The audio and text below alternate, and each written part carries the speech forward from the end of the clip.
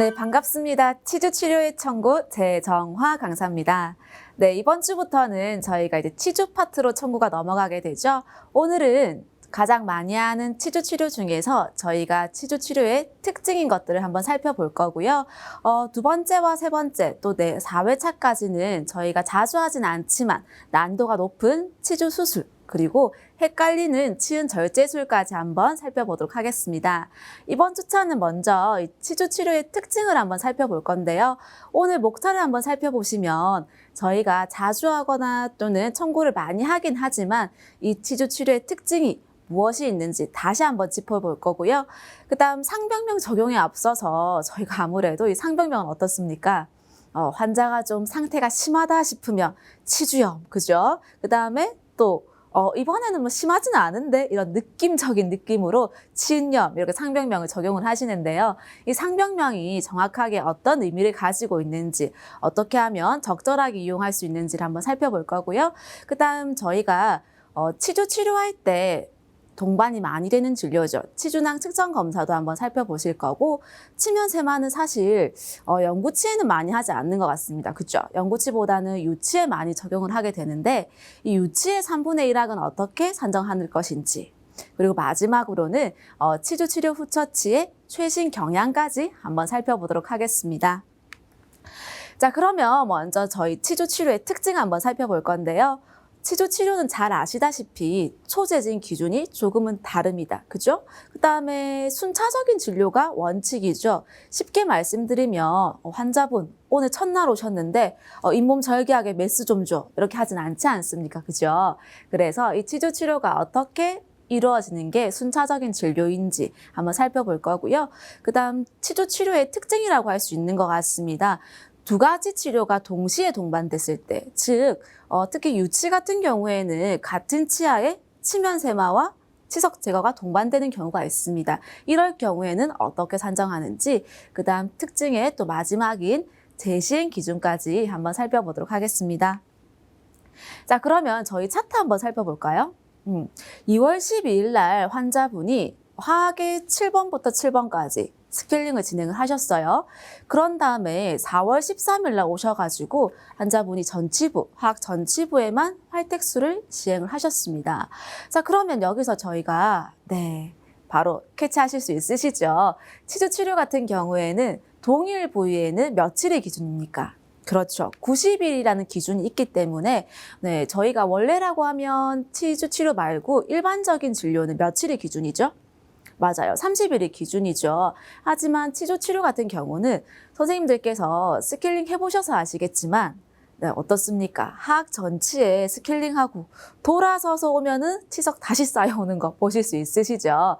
그래서 워낙 이 치주 치료는 만성적이고 치료의 종결 여부가 명확하지 않기 때문에 저희가 기준을 90일까지 조금 길게 주고 있는 편입니다. 자, 그러면 저희가 이거 놓칠 수 있잖아요. 초재진 매번 환자가 언제 왔는지 체크하기가 어려운 부분이 있기 때문에 이럴 경우에 요새 프로그램이 굉장히 똑똑해졌습니다. 클릭을 딱 하면 동일 부위인 것을 인지를 하고 지금 띄는 거 보이시죠? 90일 이내에 치주 치료를 시행한 경우가 있다고 진료 구분을 저절로 재진으로 확인 버튼만 누르면 재진으로 변경까지 해줍니다. 그래서 만약에 팝업창이 떴을 때 저희 항상 그렇잖아요. 팝업창 뜨면 어떻게 합니까? 닫기 누르기 바쁘잖아요. 자, 그렇게 하지 마시고 왜 떴는지 확인하시고 체크해 주시면 좀 더 정확한 청구를 할 수 있겠죠. 자, 그 다음에 이 치주 치료의 초재진 기준 살펴보셨다라고 한다면 순차적인 진료라고 하는 것은 지금 보시는 화면처럼 치석 제거에서 난이도 순으로 올라가는 게 맞습니다. 자, 물론 원장님께서 오자마자 환자분 잇몸을 절개하거나 하시진 않을 거예요. 근데 여기서 이제 선생님들께서 기억을 하셔야 되는 게 반드시 전처치가 필요한 항목들이 있습니다. 어떤 진료죠? 그렇죠. 치주 소파술과 치은 박리 소파술 같은 경우에는 반드시 전처치가 이루어져야 되는 항목들입니다. 또한 이제 순차적인 진료라고 하는 것은 저희가 상식적으로 치석 제거를 하고 활택을 가는 게 맞는 거지 활택을 하고 치석 제거로 오진 않지 않습니까? 그죠? 물론 이제 활택하고 스케일링으로 이어져 오는 경우가 있긴 하지만 그때는 스케일링으로 청구할 수가 없죠. 치주 후 처치로 산정이 가능한 부분이기 때문에 저희가 치주 치료 같은 경우는 지금 보시는 것처럼 순차적으로 가는 것이 원칙이다라고 말씀을 드리고요. 여기서 순차적으로 가야 된다라고 말씀을 드리면 하나씩 다 진행을 해야 되는가라고 질문을 많이 하십니다. 즉 예를 들어서 박리소파술을 하게 되려고 하면 교수님 박리소파술을 하려면 그럼 치석 제거, 활택, 소파술까지 다 하고 박리를 진행을 해야 되나요? 라고 여쭤보시는데 그렇지는 않습니다. 이 순차적이라고 해서 단계별로 진행하는 것이 원칙이긴 하나 다 진행할 필요는 없는 부분이고요. 쉽게 말씀드리면 치주 소파술을 진행하게 될 때 치석 제거를 하고 소파로 오시던지 아니면 치석 제거 없이 활택을 하고 소파술로 오셔도 무방한 부분이 되겠죠. 그래서 원칙을 저희가 얘기할 때 당연히 난이도가 낮은 것에서 높은 곳으로 올라가야 되는 부분이고 전처치가 시행이 가능한 부분이 있죠. 네, 해야만 되는 부분, 소파술과 치음 박리 소파술은 반드시 전처치가 필요한 항목들이 되겠습니다. 그래서 원장님들께서 한 번씩 여쭤보시는 게 박리 소파술을 하려고 하면 반드시 치주 치료를 다 해야 되나? 라고 여쭤보시는데 앞서 말씀드렸던 것처럼 치석 제거만 진행을 하고 박리 소파술로 가셔도 심사 조정에 문제는 없는 부분이기 때문에 이런 부분들도 잘 이해를 하시고 가셔야 되겠죠. 이런 경우 참 많습니다. 환자분, 잇몸이 좀 부어서 오신 케이스이지 않을까 싶어요. 선생님 사연을 들어보면 전처치 없이 치주 소파술을 시행하는 경우가 많다고 합니다. 그런데 조정이 돼서 간혹 구강내 소염술로 청구를 하기도 한대요. 그럼 뭔가 선생님도 좀 찝찝하신 거죠. 그래서 내역을 달고 청구하면 조정이 되지 않나요? 안 되지 않나요? 뭐 이런 뜻이겠죠? 자, 일단 먼저 원칙적으로 치주 소파술을 전처치에 시행하는 것은 올바르지 않습니다. 거기에다가 많다고 하니까 더 걱정이죠. 물론 예외적인 경우는 있어요. 실제로 저희가 환자분이 오셨을 때 다른 치과에서 스케일링을 하고 저희 치과로 오시는 경우가 있습니다. 이럴 경우엔 저희가 스케일링 전처치 하지 않고 바로 소파술을 진행하는 경우도 가끔 있죠. 그럴 경우엔 저희가 어떻게 하면 되겠습니까? 만약에 초진의 소파술을 시행하게 되는 지금처럼 예외적인 경우라고 한다면 내역 설명을 동반해서 청구를 해볼 수는 있겠죠. 하지만 이 케이스가 지금처럼 많다라고 하면 이것은 원장님과 상의를 하셔서 한번 의논을 해보셔야 되는 부분이죠. 왜? 반드시 치주 소파술은 전처치가 필요한 항목이니까요. 그런데 이게 조정이 된다고 해서 구강내 소염술로 청구를 한답니다. 아무래도 눈에 뻔히 보이는 케이스죠. 잇몸이 좀 부어서 왔으니까 어떻게 하는 거예요? 원장님께서 큐넷 좀 줘봐라고 해서 긁어주고 소파술 또는 IND로 차팅을 하신다는 거죠. 이 구강내 소염술은 잇몸이 부어서 왔을 때 어떻습니까? 반드시 절개와 배농이 이루어져야 되는 부분이죠. 즉 마취하에 절개를 하고 절개한 다음에 배농 처치가 이루어져야 되는 항목이기 때문에 소파술과는 또 차이가 있는 시술입니다.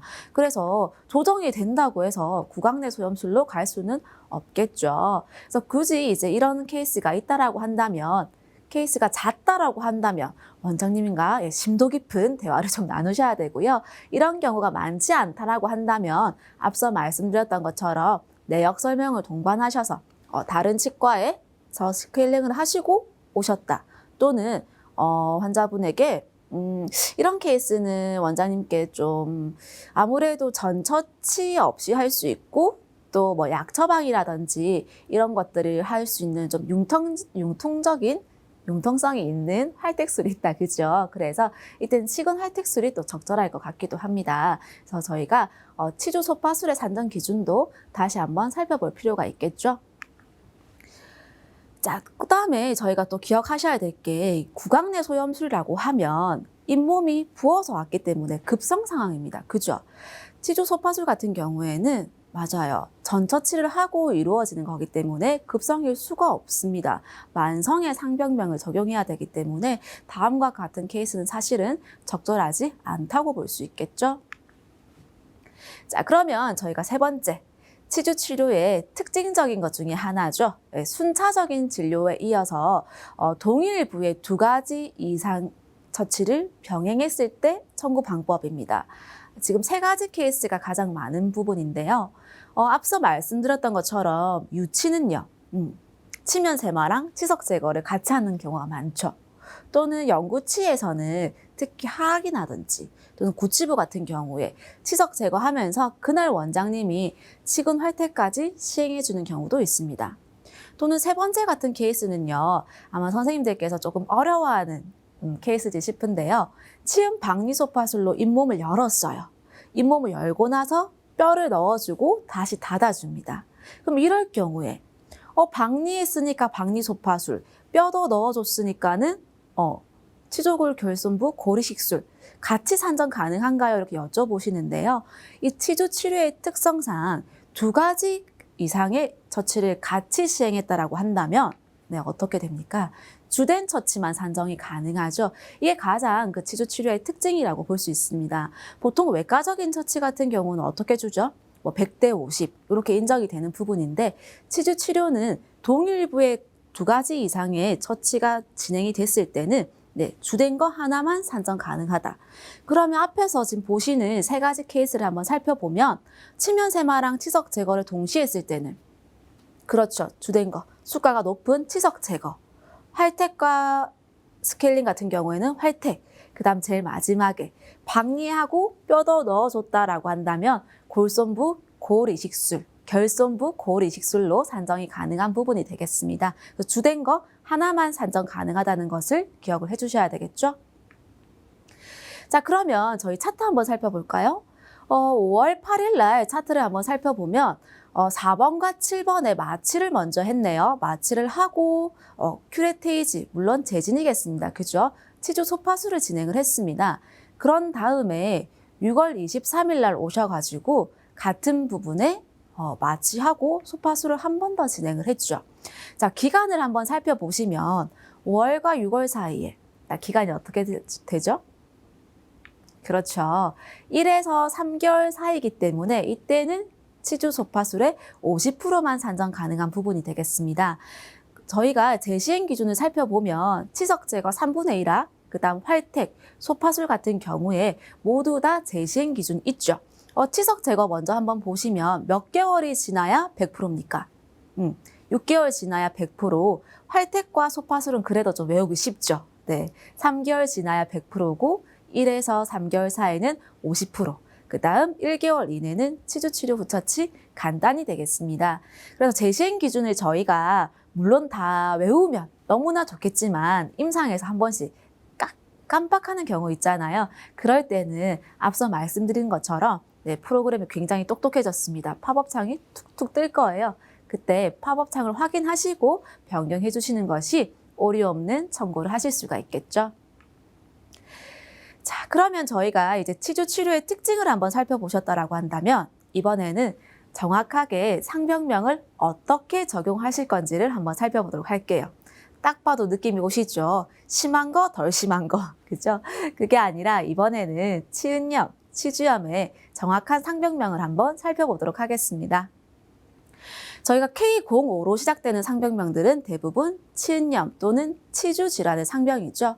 치은염과 치주염의 상병명을 한번 살펴보시면 쉽게 말씀드리면 치은에만 염증이 국한되어 있다라고 하면은 치은염으로 주시는 거고요. 골소실까지 동반이 되었다라고 한다면 이때는 치주염으로 적용을 하시는 겁니다. 그럼 저희가 또 치주염을 봤을 때 네, 단순과 또 복합이 있지 않습니까? 그죠? 심한 거, 덜 심한 거 아니라고 말씀드렸어요. 단순이라고 하면 쉽게 말씀드리면 치조골이 좀 수평적인 흡수가 있을 때 단순 치주염이라고 하고요. 복합 치주염이라고 하면 저희가 좀 수직적인 골소실이 있을 때 복합 치주염이라고 진단을 하게 됩니다. 사진을 보면 조금 더 명확해지실 것 같은데요. 네, 사진 한번 볼까요? 이렇게 사진을 띄워드리면 선생님들께서 자기도 모르게 진단을 하고 계세요. 그죠? 임플란트 2개 심고 저거는 뽑아야 되겠네 이러고 있으실 것 같은데요. 네, 보시면 상악 전치부 같은 경우는 어떻습니까? 골소실이 수평적으로 이루어져 있다. 그죠? 그래서 이것을 단순 치주염이라고 적용을 하실 수가 있을 거고요. 하악 같은 경우는 어떻습니까? 눈에 딱 봐도 발치해야 될 게 보이죠. 물론 제가 의사는 아니나 그죠? 누가 봐도 저거는 정말 안 좋을 것 같다. 그거. 네, 맞습니다. 수직적인 골소실이 있는 경우는 복합치주염이라고 적용을 하실 수가 있는 부분이 되겠죠. 자, 그러면 케이스 한번 볼까요? 환자분들이 이제 더 잘 아시죠? 네, 스케일링 보험되죠? 이렇게 많이 오실 겁니다. 지금처럼 스케일링만으로 치료가 종결되는 경우는 네, 저희가 연 1회 치석 제거로 산정이 가능한 부분이죠. 상병명을 딱 보시면 3가지가 뜨는 것을 보이실 건데요. 아무래도 치석 제거만으로 종결되기 때문에 치주염보다는 치은염을 적용하는 것이 조금 더 적절하지 않을까 싶습니다. 많이 쓰고들 계시죠? 그 다음 또 한번 케이스를 살펴보시면 잇몸이 욱신거리기도 하고 치아가 흔들리는 느낌이 있대요. 원장님 진단을 보니까 치석 제거를 하고 다음번에 치주 치료가 이어지기로 되어 있습니다. 이럴 경우는 어떡하죠? 그렇죠. 치주 치료가 동반되기 때문에 이때 전악 치석 제거는 3분의 1악 치석 제거로 가셔야 되겠죠? 상병명 딱 보시면 센스 있게 프로그램에서 치은염은 띄워주지 않습니다. 치주염이라고 적절하게 적용을 하실 수 있을 거고 급성보다는 치주 치료가 동반되기 때문에 만성 단순 또는 만성 복합의 치주염이 저희가 좀 더 적절하지 않을까 싶습니다. 선생님들께서 이제 상병명을 적용하실 때 좀 스트레스를 많이 받고 계신 걸 볼 수가 있는데요. 물론 지금 같은 3분의 1하게 치주염 주지 않고 치은염을 주셔도 삭감이 되진 않습니다. K05로 시작되는 병명이라고 하면 치주 치료가 이어져 나왔을 때 삭감이 되지는 않으니 너무 걱정은 하지 마시고요. 다만 치은염이 뭔지 치주염이 뭔지 정도는 저희가 파악을 잘 하고 있으셔야 되겠죠. 자, 그 다음에 저희가 치주낭 측정 검사 치료할 때 많이 동반되는 거죠. 그럼 선생님들께서 질문하십니다. 이 치주낭 측정 검사 매번 해도 되는지 또는 안 해도 되는 것인지 해야 된다라고 하면 전에 해야 되는지 후에 해야 되는지 많이 물어보시는데요. 자, 답을 먼저 드린다라고 한다면 이 치주낭 측정 검사 같은 경우는 반드시 시행해야 되는 것은 아니고요. 필요한 경우, 즉 치주 치료 목적으로 필요시에 선택적으로 산정이 가능한 부분입니다. 즉 치석 제거나 활택할 때 저희가 치석 제거 전 또는 제거 후에 일주일 간격으로 치주낭 측정 검사를 하셔도 산정이 가능한 부분이고요. 무조건 해야 되는 건 아니고요. 앞서 말씀드렸던 것처럼 선택적으로 산정을 하는 것이 좋고요. 조금 더 팁을 드리자라고 한다면 치은 박리소파술 같은 경우는 어떻습니까? 네, 치주 수술이죠. 이럴 경우에는 치주낭 측정 검사가 동반이 되는 것이 좋겠죠. 자, 치주낭 측정 검사는 저희가 너무 잘 아는 기구죠. 프로브를 이용해서 낭 측정을 하셨을 때 산정이 가능한 부분이고요. 보통 저희 치과는 4부위 정도 이렇게 측정을 하시는데 4부위, 6부위를 하시던 간에 이 보험의 산정 기준은요. 한 치당 2부위 이상만 기록이 된다라고 한다면 산정이 가능한 부분이 되겠습니다. 또한 1-2개 했다고 해서 50% 아니에요. 1-2개 했다 하더라도 모두 100% 산정이 가능한 부분이 되겠습니다. 자, 그러면 저희 치면세마 한번 보도록 할까요? 치면세마 사실 잘 하진 않지만 이 치면세마는 정확한 목적이 있어야 돼요. 연구치에는 인정해주지 않습니다. 언제 인정해주죠? 그렇죠. 소아의 치은염 목적으로 산정 가능하죠. 이게 가장 키포인트입니다. 즉 소아라고 하면 누구? 유치의 치은염 목적으로 산정이 가능한 부분이고요. 저희가 러버컵에다가 이제 폴리싱 제제를 묻혀가지고 하는 경우 산정 가능하죠. 1-2개 치아 했을 때 50%만 산정이 가능한 부분입니다. 자, 그러면 여기서 3분의 1악. 연구치는 잘 안다는 거죠. 연구치 같은 경우는 지금 보시면 3분의 1악 잘 아시죠? 몇 개입니까? 전치, 구치 나눠서 횟수가 6입니다. 근데 유치는요? 유치는 전체 횟수가 어떻게 될까요? 알고 계시나요? 네. 유치 같은 경우는 저희가 구치부가 2개씩밖에 없잖아요. 그래서 구치 한두 개인 거는 0.5씩 해서 소와 유치 같은 경우는 전체 횟수가 0.5, 0.5, 1, 1 해서 횟수가 4가 되는 겁니다. 그래서 선생님들께서 유치는 어떻게 산정해야 되지? 횟수 적용하실 때 고민을 많이 하시는데요. 유치는 최대 횟수가 4라는 것을 기억을 해주시면 되겠습니다. 그럼 치면세마 하실 때 이렇게 여쭤보세요. 보통 이럴 경우에 많이 하잖아요. 불소 도포 전에 폴리싱하고 깨끗하게 해주고 치면세마. 그죠? 또는 저희 뭐 할 때 합니까? 브라켓 붙일 때 하죠. 자, 이런 경우에는 어떻습니까? 비급여 전처치기 때문에 산정이 불가능하죠. 앞서 말씀드렸던 것처럼 유치의 치은년 목적으로만 산정이 가능한 부분이 되겠습니다. 자, 그러면 제가 아까 말씀드렸던 것처럼 영구치에 또는 치석 제거를 하고 나서 러버컵으로 폴리싱 해주는 거는 치면세마로 산정이 불가능하다고 말씀을 드렸죠.